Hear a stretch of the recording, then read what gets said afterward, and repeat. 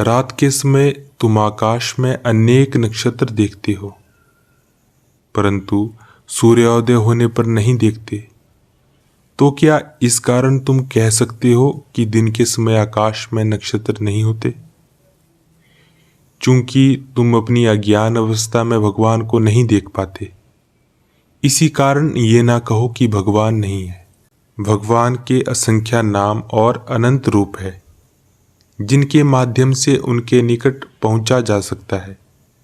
जिस किसी भी नाम और रूप में उनकी पूजा करोगे, उसी के माध्यम से उन्हें प्राप्त कर लोगे।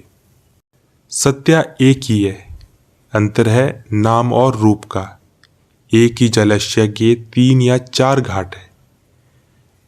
जहाँ हिंदू पीते हैं उसे जल कहते हैं, दूसरे पर मुस्लिम उसे पानी कहते हैं, अंग्रेज उसे वाटर कहते हैं, लेकिन तीनों का तात्पर्य एक ही है, भेद है बस नाम का।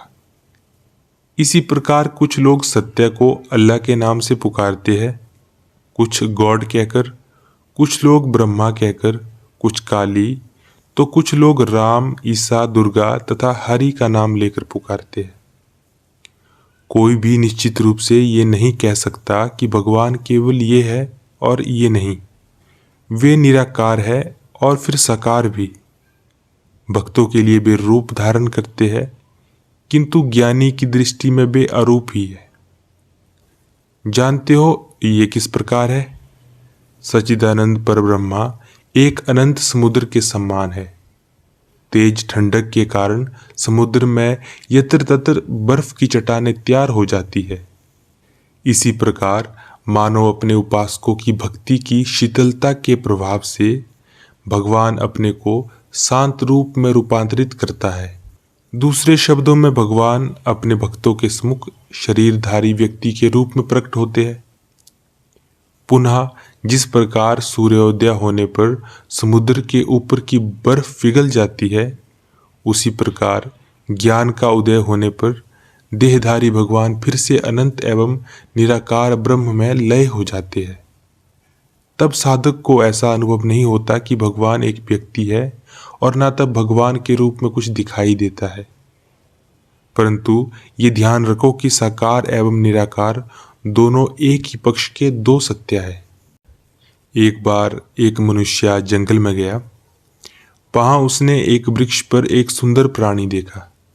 बाद में उसने उसके विषय में अपने एक मित्र को बताया कि कहा, भाई जंगल में मैंने एक वृक्ष पर लाल रंग का प्राणी देखा।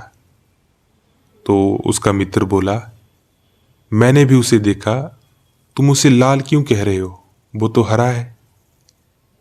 तभी तीसरे व्यक्ति ने कहा, अरे नहीं नहीं, तुम उसे हरा क्यों कहते हो, वो तो पीला है। इसके बाद अन्य लोग उस जंतु को बैंगनी, नीला, काला और अलग अलग वर्ण से बताने लगे। अब इस रंग की बात को लेकर उनमें झगड़ा होने लगा। अंत में वे उस वृक्ष के पास पहुंचे और उन्होंने एक व्यक्ति को उसके नीचे हुए बैठा देखा। उनके प्रश्नों के उत्तर में उसने कहा, मैं इसी वृक्ष के नीचे रहता हूं और उस जंतु को खूब अच्छी तरह से जानता हूं। तुम लोग उसके विषय में जो कुछ कह रहे हैं वो तो सत्य है। कभी वह लाल होता है, कभी हरा, कभी पीला, कभी नीला, कभी अन्य अन्य रंगों का। वह गिरगिट है। कभी कभी मैं देखता हूं कि उसका कोई रंग ही नहीं है। इसी प्रकार जो निरंतर भगवान का चिंतन करता है, वह उनके रूपों तथा अवस्थाओं को जान सकता है। भगवान के अपने गुण है, साथ ही वे निगुण भी है। केवल वही व्यक्ति जो वृक्ष के नीचे रहता है वही जानता है कि गिरगिट विभिन्न रंगों में दिखाई दे सकता है और कभी कभी एकदम रंगहीन भी हो जाता है। दूसरे लोग तो उसके पूरे सत्य को नहीं जानते, परस्पर झगड़ा करते रहते हैं और कष्ट पाते हैं। स्वामी जी कहते हैं, भगवान निराकार है और साकार भी, फिर वे इन दोनों अवस्थाओं के परे जो है वह भी है। केवल वे ही स्वयं जानते हैं कि वे क्या है। जो लोग उनसे प्रेम करते हैं उनके लिए नाना प्रकार के नाना रूपों में स्वयं को व्यक्त करते हैं, किंतु निश्चय ही वे साकार अथवा निराकार की सीमा में आबद्ध नहीं है। भगवान साकार है, साथ ही निराकार भी। एक बार एक सन्यासी जगन्नाथ मंदिर में आया। जगन्नाथ जी की मूर्ति को देखते हुए वह मन ही मन तर्क करने लगा कि भगवान साकार है या निराकार। उसने अपनी लाठी को बाएं से दाएं ओर घुमाया, ये देखने के लिए कि वह मूर्ति को स्पर्श करती है या नहीं। लाठी ने कुछ स्पर्श नहीं किया। उसने समझ लिया कि उसके सामने कोई मूर्ति नहीं है और वो इस सिद्धांत पर आया कि भगवान निराकार है। दूसरी बार लाठी को दाएं से बाएं घुमाया। इस बार लाठी ने मूर्ति को स्पर्श किया। सन्यासी ने समझ लिया कि भगवान के रूप है। इस प्रकार उसने अनुभव कर लिया कि भगवान साकार भी है और निराकार भी। जैसे आग का कोई आकार नहीं है, परंतु जलते अंगारों के रूप में उसके विभिन्न आकार हो सकते हैं। इस तरह निराकार अग्नि आकार युक्त दिखाई देती है। इसी प्रकार निराकार भगवान भी नाना स्थूल रूप धारण कर लेते हैं।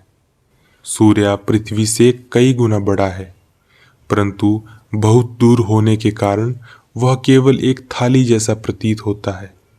इसी प्रकार भगवान अनंत है, किंतु उनसे बहुत दूर होने के कारण हम उनकी वास्तविक महिमा का अनुभव नहीं कर पाते। इसी प्रकार भगवान अनंत है, किंतु उनसे दूर होने के कारण हम उनकी वास्तविक महिमा का अनुभव नहीं कर पाते। निगुण और सगुण, ब्रह्म और शक्ति, इन दोनों में कोई भेद नहीं है, दोनों एक ही है। भगवान जब निष्क्रिय अवस्था में होते हैं, अर्थात जब वे सृष्टि, स्थिति एवं संहार के कार्य में रत नहीं रहते, तब हम उन्हें ब्रह्मा कहते हैं। किंतु जब वे इन कार्यकलापों में लगे रहते हैं, तब हम उन्हें काली अथवा शक्ति कहते हैं। जिस प्रकार एक ही सब्जी को उबालकर, तलकर सूखी या रसदार सब्जी बनाकर खाया जा सकता है और प्रत्येक व्यक्ति की अपनी अलग अलग पसंद होती है, उस प्रकार विश्व नियंता ईश्वर एक होते हुए भी उपासकों की विभिन्न विभिन्न रुचि के अनुसार भिन्न भिन्न रूप में प्रकट होते हैं।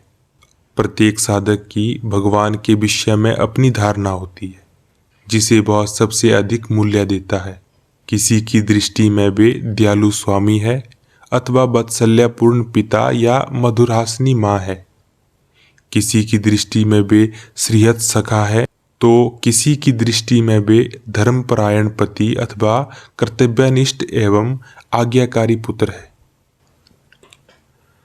स्वामी जी कहते हैं, भगवान चीनी के पर्वत के समान है। एक छोटी सी चींटी उनमें से चीनी का एक छोटा सा कण ले जाती है तथा उससे बड़ी चींटी कुछ बड़ा कण, फिर भी चीनी का पर्वत जैसा का वैसा ही रहता है। भगवान के भक्त चींटियों के समान है। भगवान के एक ही दिव्य भाव को पाकर वे आनंद में विभोर हो जाते हैं। उनके समस्त ऐश्वर्यों एवं भावों को कोई भी अपने भीतर धारण नहीं कर सकता। जिस प्रकार शीशे का टुकड़ा पारे के पात्र में पड़ने पर शीघ्र ही उसमें घुल जाता है, उसी प्रकार जीवात्मा जब ब्रह्म समुद्र में गिरता है तो अपने सीमित अस्तित्व को खोकर उस समुद्र में गलकर समा जाता है। जल और जल का बुलबुला वस्तुतः एक ही है। बुलबुला जल से उत्पन्न होता है और जल पर ही रहता है और अंत में जल ही में समा जाता है।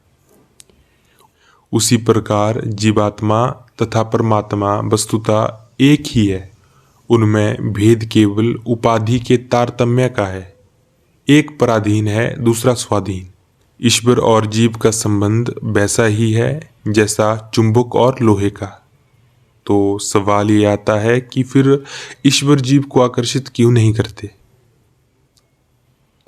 जिस प्रकार अत्यधिक कीचड़ में लिपटा हुआ लोहा चुंबक के द्वारा आकर्षित नहीं होता, उसी प्रकार अत्यधिक माया में लिप्त जीव ईश्वर के आकर्षण का अनुभव नहीं करता। किंतु जिस प्रकार पानी से कीचड़ के धुल जाने पर लोहा चुंबक की ओर खींचने लगता है, उसी प्रकार अविरत प्रार्थना तथा पश्चाताप के आंसुओं द्वारा संसार बंधन में डालने वाली माया का यह कीचड़ जब धुल जाता है तो जीव शीघ्र ही ईश्वर की ओर आकर्षित होने लगता है।